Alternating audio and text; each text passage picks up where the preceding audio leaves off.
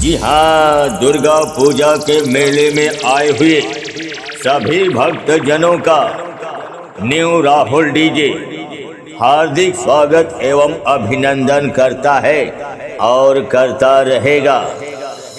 हम हैं new Rahul DJ, काली महल मुगल सराय वाले। लोग हमें प्यार से न्यू राहुल डीजे कहते हैं, काली महल मुगल सराय वाले।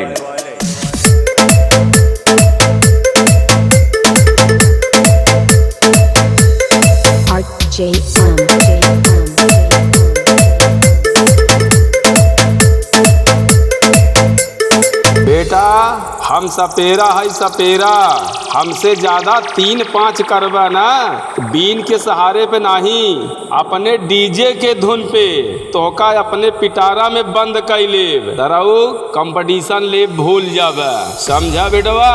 नाम 58-54 आ काम 2 नहीं, चला है ससुर कंपटीशन कराई। आए कोई माई का लाल हमसे टक्कर लेने वाला, हम न्यू राहुल डीजे है बेटा।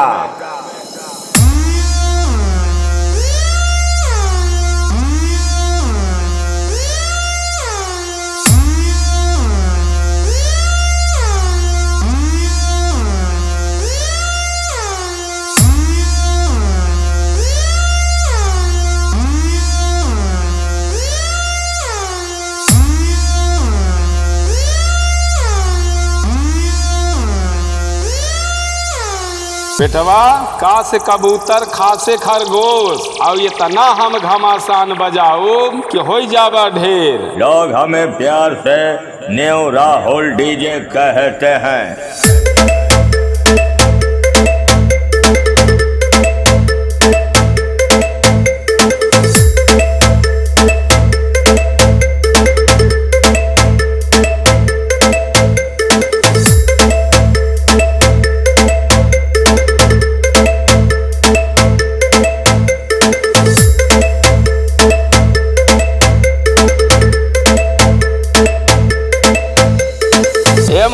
ये हर सुना, हम जिंदगी के हाथ में यूज हो गए, पहले बने थे सुर्खिया जब न्यूज हो गए, और जिसने हमसे कंपटीशन लिया ना तो ससुरे कंफ्यूज हो गए।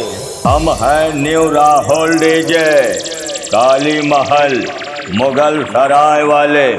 लोग हमें प्यार से न्यू राहुल डीजे कहते हैं, काली महल मुगल सराय वाले।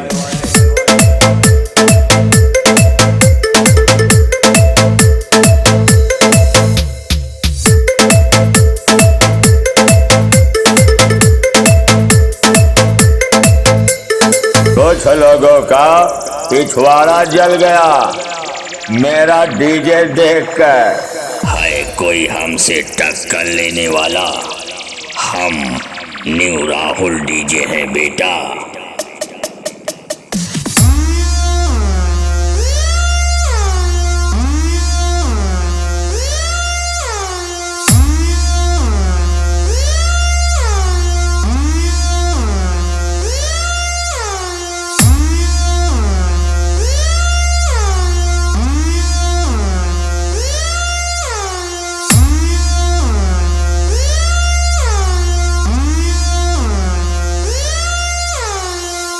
JM